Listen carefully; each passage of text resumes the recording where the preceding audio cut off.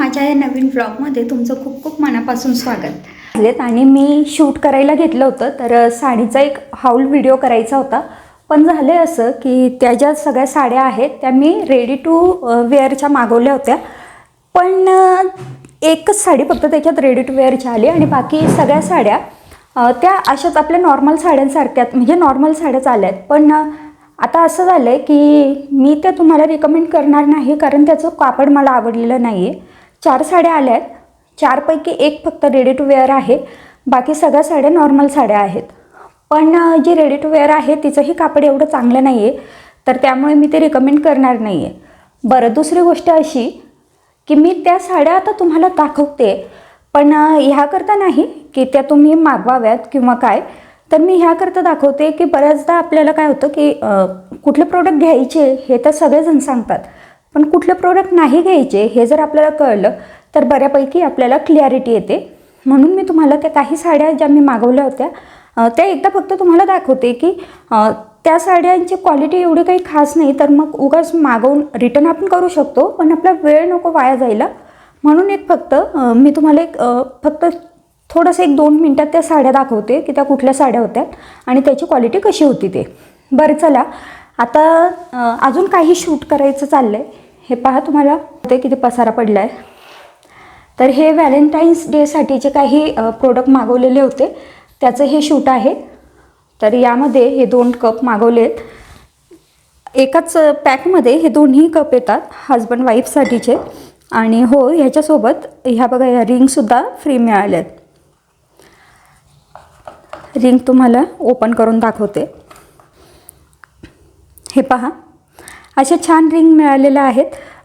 हे जे कप आणि ह्या रिंग आहेत ना, म्हणजे रिंग त्यावरती फ्री आहे असं त्यांचं म्हणणं आहे, पण हा जो पूर्ण सेट आहे तर हा मला मिळाला आहे काहीतरी 280 रुपयामध्ये. तर जर तुम्हालाही तुमच्या हजबंडला किंवा तुमच्या वाईफला जर गिफ्ट द्यायचं असेल तर तुम्ही हे मागवू शकतात. बघा, याची क्वालिटी चांगली आहे.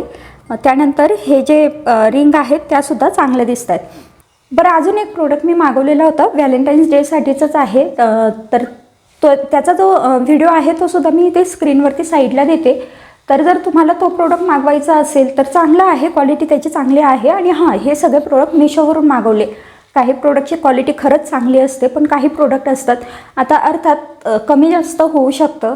बरं, आपण ते कुठल्या किमतीचे मागवतो त्याच्यावरती पण खूप डिपेंड असतं. हे मला आज कळलं जेव्हा मी त्या साड्या मागवल्या.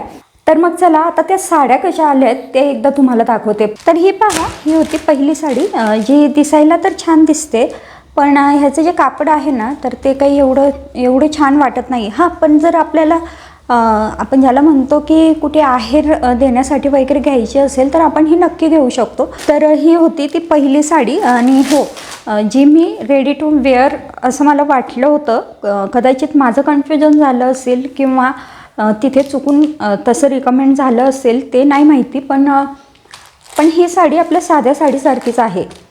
त्यानंतर ही एक साडी होती. तर हिचं काय होतं, तर हे बघा, कापड तसं हिचं चांगलं आहे, पण जी डिझाईन आहे ती मला एवढी नाही आवडली. बरं, ह्या साडीचं काय होतं, रेडी टू वेअर ह्या कॅटेगरीतच होती.